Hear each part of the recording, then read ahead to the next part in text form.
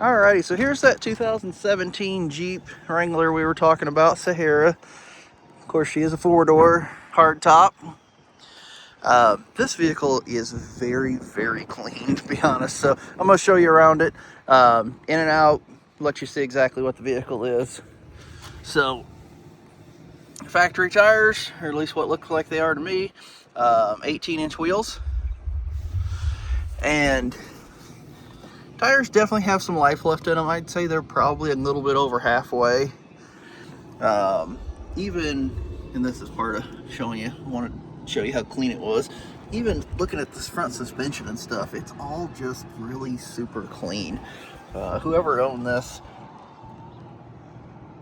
it was definitely taken care of. So let's go ahead and walk around it. I'm going to show you some good spots, show you some bad stuff, and go from there.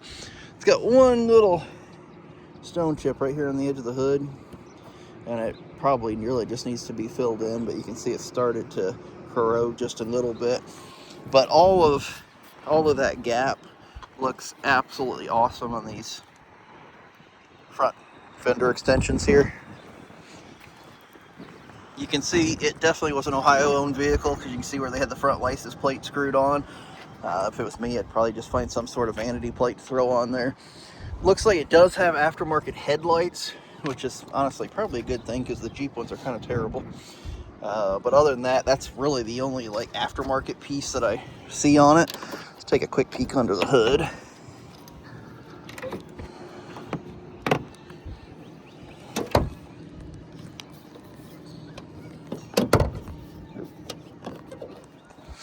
And then under here, of course, the 3.6 liter V6.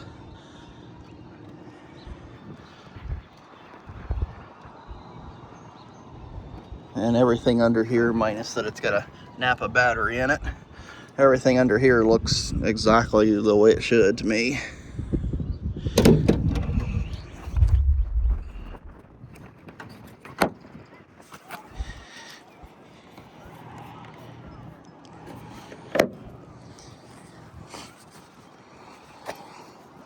And I always kind of check the gapping on these front fenders, because if you bumped much anything with them, they'll separate a little bit back there, but everything looks super tight on this one. Wheels are nice and clean. Here's a really good view of the front tire. Like I said, definitely has some rubber left on her, that's for sure. And then it does have the factory steps, and I know you said, hey, make sure to check the rockers out. So I'm gonna do this. I'm trying to decide for sure exactly how we're gonna do this. I think I'm gonna do it right here. I do not see any rust starting on those rockers at all.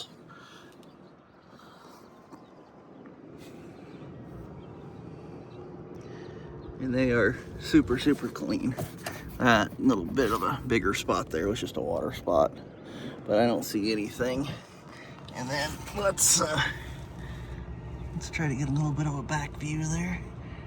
Yeah, I don't see really anything. And even the frame has very, very few little spots at all on it. And they're almost all on the welds. They're not even on like the actual metal at all. So yeah, super, super clean. The hinges are another thing that I always look at on these guys, because they'll show it too. And they're starting to corrode up a little bit. Now these are aluminum hinges, so they'll corrode up a little bit, but I mean, nothing real crazy terrible. And here's the back door.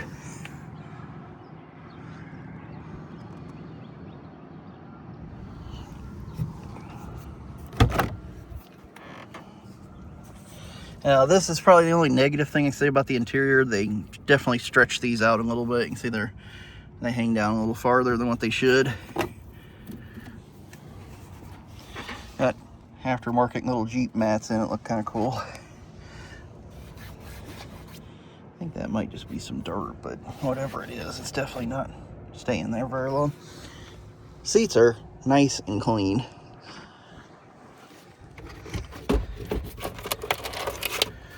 Does have wheel locks. There's your key for them.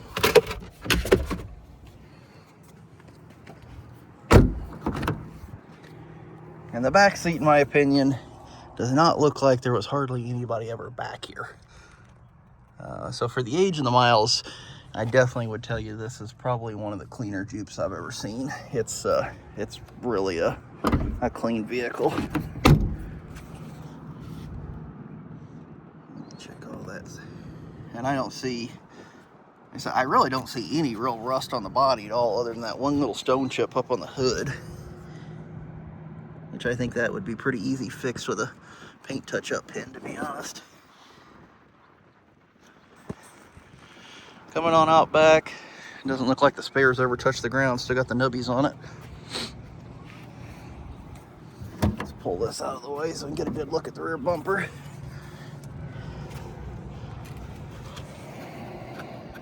Whatever that was just came right off. It does have a hitch, 4-pin receiver on it. You can still see the grease on it. So yeah, I'm gonna go with that. Really wasn't overly used. You can tell they were using it a little bit, but whatever they were using, to me, because of seeing that grease and how clean those edges are on that, I don't think they were using the wiring much. Back here, I mean, even though like this plastic's not all beat up, usually they are. And then, of course, under the carpet here, we'll flip that. So we've got our storage bin. We've also got our little spot here that holds all your bolts for the roof and your door hinges over there. And then if we lift this up, our spares right down, or not our spares, but our jacking tools are right there. And even that's, yeah. It's definitely a nice one.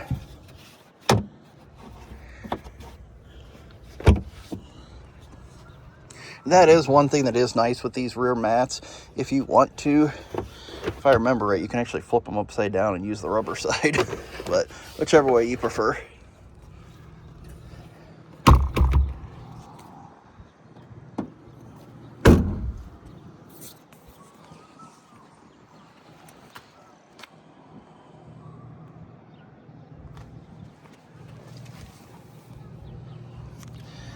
There's some rear frame rail. Like I said, any corrosion is just right there in the weld.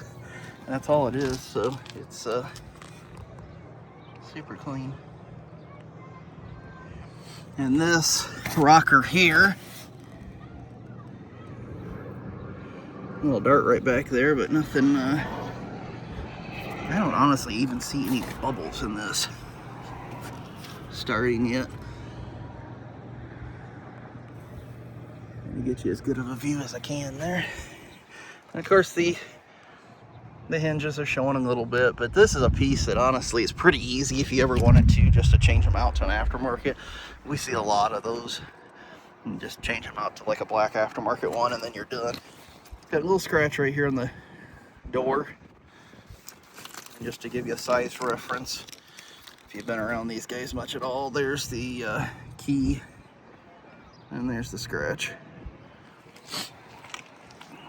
So, like I said, definitely nice, clean vehicle. Take a quick peek at the top, make sure they didn't beat the top up, pulling it off or anything. Sorry, gotta get both feet on that step before I try to jump up here. Yeah, top's nice and clean. Yeah, if you're looking for something, you know, you're okay going a little older, a little bit more mileage, I mean, I would definitely highly recommend considering this one. Same issue with that door net on this side. And even the driver's side seat, I mean, it looks pretty clean. It's got, you know, a couple little bitty spots in it, but nothing major. All right. Let's jump on in here and fire her up. So just shy of 103, 102,953 right now. Obviously it's been through my shop. It's actually already been detailed, so this one's actually ready to roll. That kind of shocked me on that one. I didn't think it would be, as we spoke earlier. So lift this center armrest up here. A little bit of storage there, and underneath. I am missing the owner's manuals for it. That's really about the only fault I have. And then on the passenger side, from this side, you can see there's just a little bit of wear right on the edge of the seat here from jumping in and out, but that's something that's going to happen. Let's go ahead and Crank this puppy cold. Just double check the air for you right now. So, of course, CD player, it does have an auxiliary plug-in, so if you wanted to do like digital music, you could use that. Right down here, single zone climate, very easy to operate. We do have power mirrors. So we have our downhill assist control. We have our inverter right there, and then 12 volt over here. Up in front of that, you do have a little storage net for whatever you want to throw in there. Of course, your four-wheel drive. Let's just make sure it pops into that. Okay, throw her down in neutral. And we should, yeah, right there she is, four-wheel drive. Make sure it's in it. Oh yeah, she's definitely in there. I can feel the front axle.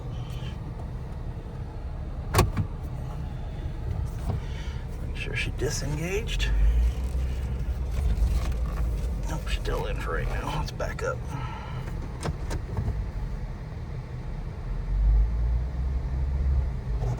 The nice thing about having a little bit of open room back here on the back side of the lot right now. Oh, she's out now. Yep, feels good. So yeah, definitely a nice vehicle. Let me know what other questions you have. I do have both keys for her, of course. And look forward to talking to you soon.